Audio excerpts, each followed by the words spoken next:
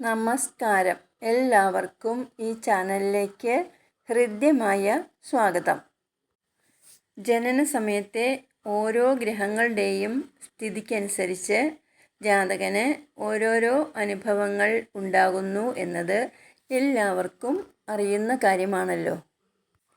ബുധൻ മേടം, വൃശ്ചികം, ഇടവം, തുലാം, മിഥുനം, കന്നി തുടങ്ങിയ രാശികളിൽ നിന്നാലുള്ള ഫലങ്ങളെക്കുറിച്ചാണ് കഴിഞ്ഞ വീഡിയോയിൽ നമ്മൾ മനസ്സിലാക്കിയത്. അതായത് ബുധാശ്രയ രാശിഫലങ്ങൾ. ഇന്ന് നമുക്ക് കർക്കിടകം, ചിങ്ങം, ധനു, മീനം, മകരം, കുംഭം തുടങ്ങിയ രാശികളിൽ ബുധൻ നിന്നാലുള്ള ഫലങ്ങളെക്കുറിച്ച് മനസ്സിലാക്കാം. ആദ്യം കർക്കിടകത്തിലേക്ക് പോകാം.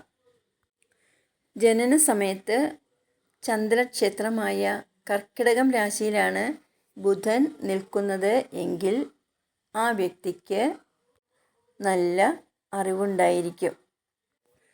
വിദേശത്ത് താമസിക്കാനുള്ള സാഹചര്യവും ഉണ്ടായേക്കാം.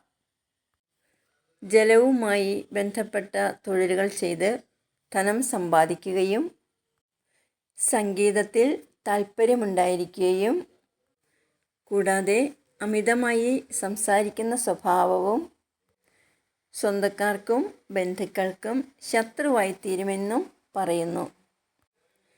ചിങ്ങം രാശിയിലാണ് ബുധൻ നിൽക്കുന്നത് എങ്കിൽ ആ വ്യക്തിക്ക് ഒന്നിലും കാര്യമായ അറിവ് ഉണ്ടാവുകയില്ല. സഹോദരങ്ങളെ ദ്രോഹിക്കുന്നവനും തന്നിഷ്ടക്കാരനും ആയിരിക്കും.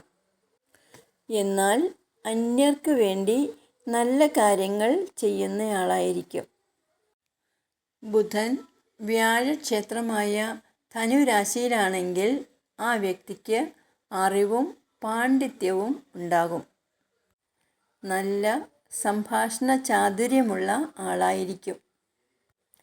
ജനസമ്മതനായ വ്യക്തിയും ആയിരിക്കും. ബുധൻ്റെ നീചരാശിയായ മീനത്തിലാണ് ബുധൻ്റെ സ്ഥിതിയെങ്കിൽ ആ വ്യക്തി അന്യരുടെ അഭിപ്രായങ്ങളെ ബുദ്ധിപൂർവം അറിയുകയും അതിനനുസരിച്ച് പ്രവർത്തിക്കുന്ന ആളുമായിരിക്കും. സന്താനങ്ങളെ കൊണ്ടുള്ള ഗുണാനുഭവങ്ങൾ കുറവായിരിക്കും. ശില്പവേലകൾ ചെയ്യുന്നതിൽ ചെറിയ താല്പര്യമൊക്കെ ഉള്ള ആളുമായിരിക്കും.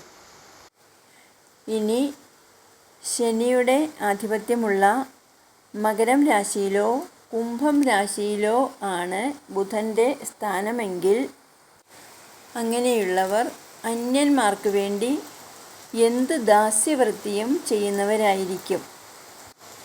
ചെയ്യുന്ന ജോലിക്കനുസരിച്ച് പ്രതിഫലം ലഭിക്കാതെ വരിക, ദാരിദ്ര്യം ഇവയും ഫലങ്ങളാണ്. അപ്പോൾ ഇതൊക്കെയാണ് ബുധൻ ഓരോ രാശികളിൽ നിന്നാൽ ഉണ്ടാകുന്ന ഏകദേശ ഫലങ്ങൾ.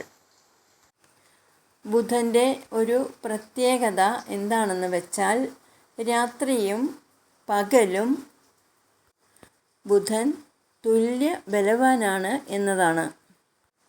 മാത്രമല്ല മറ്റു ഗ്രഹങ്ങൾക്ക് 8ാം ഭാവം അനിഷ്ടസ്ഥാനമാകുമ്പോൾ ബുധനു മാത്രം 8ാം ഭാവം ഇഷ്ടഭാവമാണ്. അതായത് അഷ്ടമത്തിൽ നിൽക്കുന്ന ബുധൻ ജാതകന് വിദ്യാഭിവൃദ്ധിയും കീർത്തിയും നൽകുമെന്നാണ് പറയുന്നത്. ഈ അറിവ് ഇഷ്ടമായി കാണുമെന്ന് കരുതുന്നു.